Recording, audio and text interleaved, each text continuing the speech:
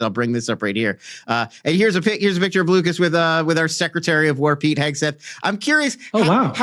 Look, are you guys doing shots in that? Is that? Yeah, no, they look very. No, they're not doing shots. It's very professional. If you can't see the visuals, it looks very professional, folks. But I guess my question would be like, there's got to be so many startups and companies that are trying to get that meeting, try to get into that room in front of that guy who's got the power to say, yes, I like this technology. So I'm curious, like, what was that? Is it really just pure meritocracy? Like, you have the tech that is so interesting that the military can't say no? Or was there some lobbying, marketing? Was there some, how did you get into that room? It comes down to performance, really. I think they're looking across what companies are making impact today that they're hearing about from the end services as well. And we're shipping thousands of units per year out of this Los Angeles-based factory, and they know where the hardware is ending up. So they're looking at, okay, Divergent is on over 20 of the programs that we care about with hardware on those. We need to go see what this team is up to, what this factory looks like. And then they think about the technology. But I think it's actually impact first, and then the technology as the second set. And we're known for our additive manufacturing work, but really we engineer multi-material as well. We have multiple manufacturing methods. Sometimes we're combining off-the-shelf composites with additively manufactured structures and doing these hybrid systems for large airframes, say 30-foot large autonomous airframes. And I think that's really what the secretary was looking at, is what companies are having the most impact, what companies should I be highlighting, and what companies do I need to scale so that we can hit our framework agreements and so that we can invite more competition and more volume into the defense space. Yeah. Okay, what magnitude cheaper are you at building a drone than Lockheed Martin or whoever else those major, what do they call it, the major primes? Yeah. I think we say primes, and then neo primes is how I typically hear it. Got it. So you're a neo prime, you're a new prime. So we're or a micro prime. Are you a mini prime, an Antrals, a maxing? We're actually not maxing.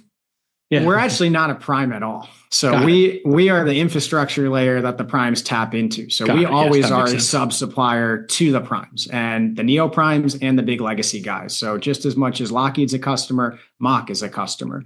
And what we're doing is really trying to force multiply for those primes, right? Make their products faster to market, cheaper per unit, and then support them at scale to get to thousands per year.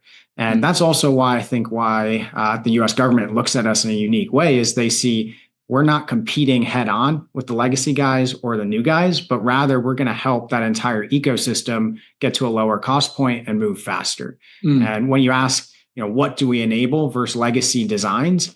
A couple of metrics that are typical for a cruise missile that we're supporting. An airframe might go from around 200 parts down to under 10 parts. Fuel volume is likely to increase 20 to 30%. Mass is likely to decrease 20 to 30%. So you're getting much higher performance, reduction in failure methods. And then you gave the Mach example, that was 71 days to flight. We're typically able to deliver mature CAD within about a month and a half, 2 months, get first hardware within a couple weeks thereafter, and actually then just ramp continuously from there. And the same exact system that's delivering the prototypes is going to be used to deliver production hardware. So essentially your first unit is production grade. On the cost side, we've had programs where we've actually been 50% cheaper per unit. Sometimes we're helping engineer products like Co-Aspire's Rackham system that's, in the low hundreds of thousands. What's that system? Single-digit millions. What's a Rackham?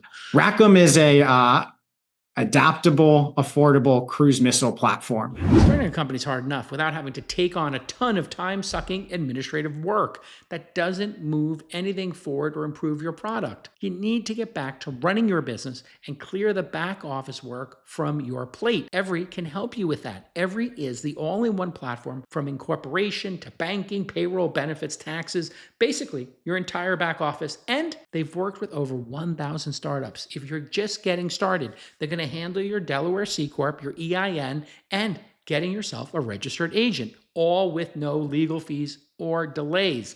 And if you're further along on your founder journey and you need to scale up your team, Every will help you hire contractors in over 200 countries.